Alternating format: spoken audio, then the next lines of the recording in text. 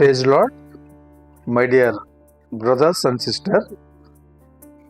Witness of Christ అనే YouTube ఛానల్కి మీకు మరోసారి వెల్కమ్ చెప్తున్నాను.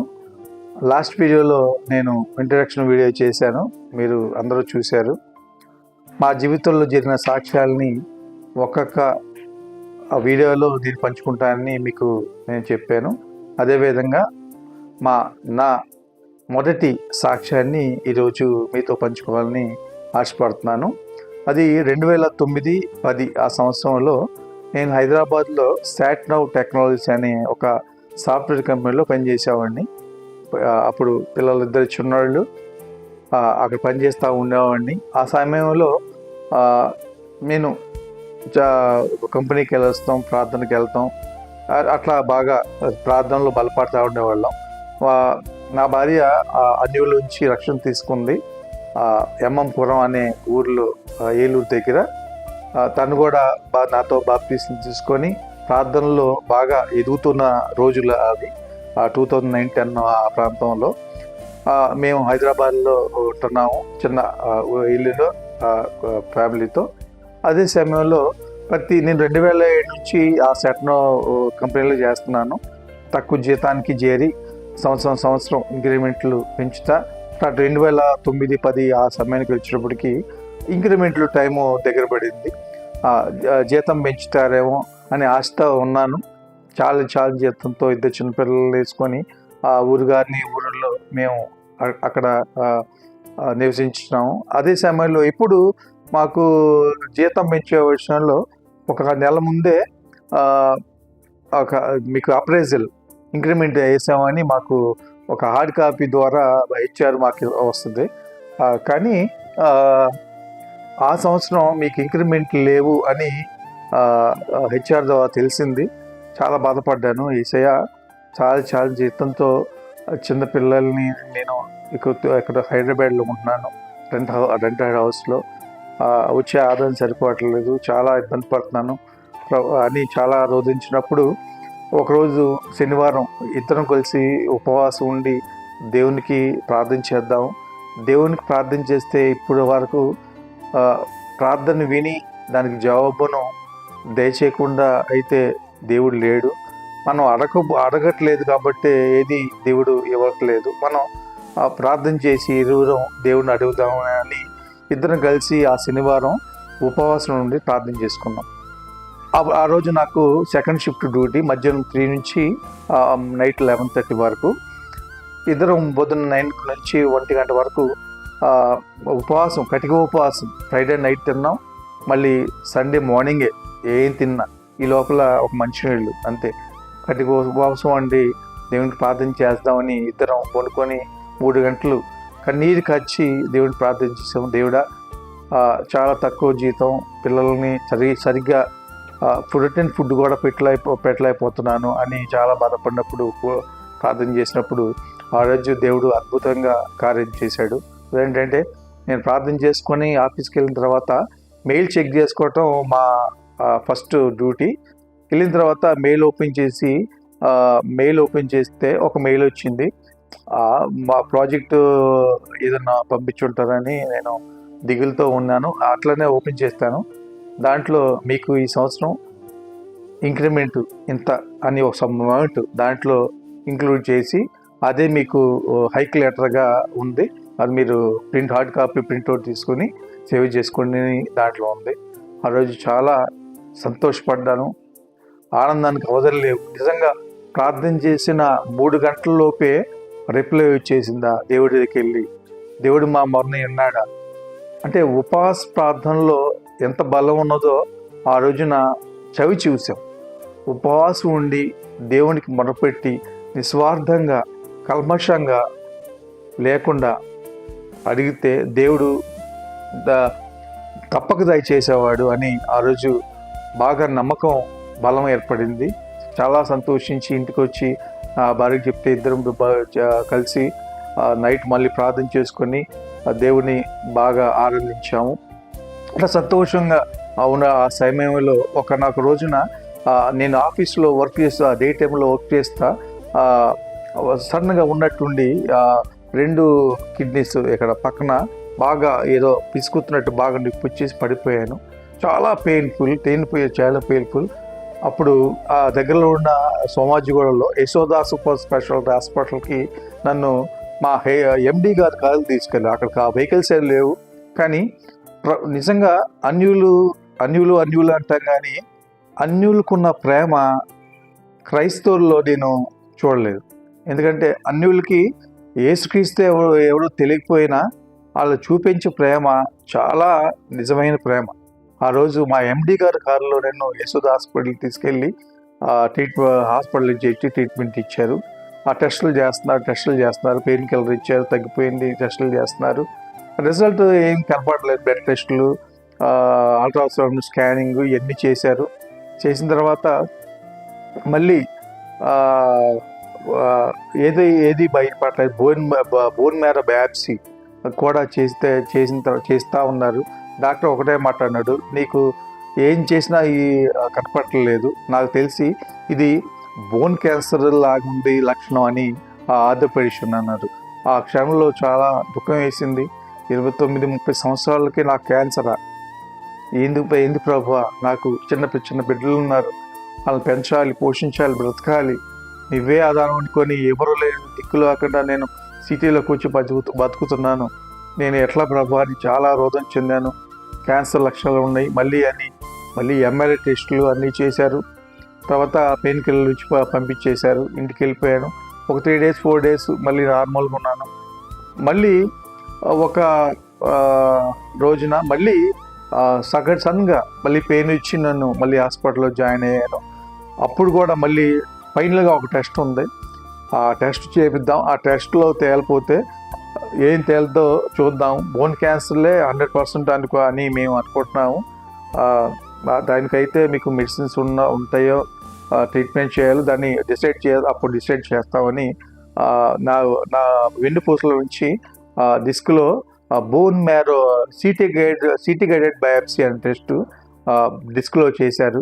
ఆ టెస్ట్ చేసిన తర్వాత ఆ టెస్ట్ని యశోద హాస్పిటల్ మాత్రమే కాకుండా కిమ్స్ హాస్పిటల్లో కూడా ఆ టెస్ట్ని పంపించారు. అప్పుడు కూడా యశోద హాస్పిటల్లో ఆ టెస్ట్లు రిపోర్ట్లు ఏం తేలలేదు. తర్వాత కిమ్స్ హాస్పిటల్ రిపోర్ట్ వచ్చిన తర్వాత అందరూ దాదాపు 1 రోజులు ఉన్నాను. మళ్ళీ అన్ని టెస్టులు చేస్తారు. రెండోసారి వెళ్ళినప్పుడు మీకు చెప్పడం మర్చిపోయాను, రెండోసారి వెళ్ళినప్పుడు మీకు టెస్టులకి మీకు టెస్టులు చేయించడానికి డబ్బులు చాలా అవుతాయి అన్నారు. నేనేమో తక్కువ జీతగాడిని. హెచ్ఆర్కి ఫోన్ చేస్తే మీకు 1 లక్ష రూపాయల దాకా మన బజాజ్ హెల్త్ కార్డు ఉంది కంపెనీ తరఫున, మీ దాంట్లో చేయించుకోండి అని అన్నారు. చాలా సంతోషం వచ్చింది. దేవా, ఈ రూపంలో నేను కార్పొరేట్ హాస్పిటల్లో ట్రీట్మెంట్ చేయించుకోవడానికి ద్వారాలు తీసావని బాగా సంతోషించాను. తర్వాత డాక్టర్ దగ్గరికి వెళ్ళినప్పుడు డాక్టర్ అన్నాడంటే, మీకు టెస్టులకి మీకు ఈ ఇన్సూరెన్స్ వర్తించదు, ఓన్లీ ట్రీట్మెంటు, సర్జరీలు దానికోసమే ట్రీట్మెంట్ వస్తుంది, మీకు దీనికి వర్తించాలంటే చాలా దుఃఖం వేసింది, చాలా బాధేసింది. మళ్ళీ ఒకరోజు ప్రార్థన చేసుకున్నాం, చాలా బాధపడ్డాము, ఏడ్చాము. దేవుడా నువ్వే మా దిక్కు, ఈ మనుషులు హెల్ప్ చేస్తారు అని బాగా ప్రార్థన చేసుకున్న సమయంలో దేవుడు డాక్టర్ మనసు కరిగించి, సర్లే నువ్వు ఒంటరిగా ఉన్నావు, జీతం తక్కువ అంటున్నావు అని చాలా బతిలాడాను. డాక్టర్ కుదిరా, నాకు ఎవరు హెల్ప్ లేరు, చాలా హెల్ప్లెస్ కండిషన్లో ఉన్నాను, మీరు ఎట్లయినా హెల్ప్ చేయండి నాకు, చాలా నేను రిక్వెస్ట్ చేసినప్పుడు ఫస్ట్ కుదరదు అన్నాడు. కానీ తర్వాత ఆయన దానికి ఒప్పుకొని, దేవుడు ఆయన మనసు మార్చి ఒప్పుకొని, సర్లే నేను లెటర్ రాసిస్తాను, అది ఇన్సూరెన్స్ దాంట్లో మీరు ఇచ్చేసేయండి, టెస్టులు కూడా చేస్తాను. అప్పుడు మళ్ళీ CT scan, MRI scan, bone marrow, CT guided బయాప్సీలు టెస్టులు కూడా చేసి ఫైనల్గా టెస్ట్ పంపించి కిమ్స్ నుంచి రిపోర్ట్ వచ్చింది. రిపోర్ట్లో ఏముంటుందో అని చాలా వేదన చెందాను, బాధ చెందాను. క్యాన్సర్ అంటే క్యాన్సిల్ అనే పదం, ఎన్నాళ్ళు బతుకుతున్నావు, ఎన్నాళ్ళు జీవిస్తున్నావు కూడా తెలియని విషయాలు, చాలా రౌదం చెందాను. అప్పుడు రిపోర్ట్లో నీ క్యాన్సర్ కాదు, జస్ట్ బోర్డ్ టీవీ వచ్చింది, ట్యూబర్క్యులర్ బ్యాక్టీరియా, దానికి మెడిసిన్స్ ఉంటాయి, మీరు చక్కగా వాడుకుంటే సరిపోద్ది. చక్కగా మళ్ళీ మీరు మెడిసిన్స్ వాడిన తర్వాత మళ్ళీ యథావిధిగా వస్తారు అని చెప్పారు.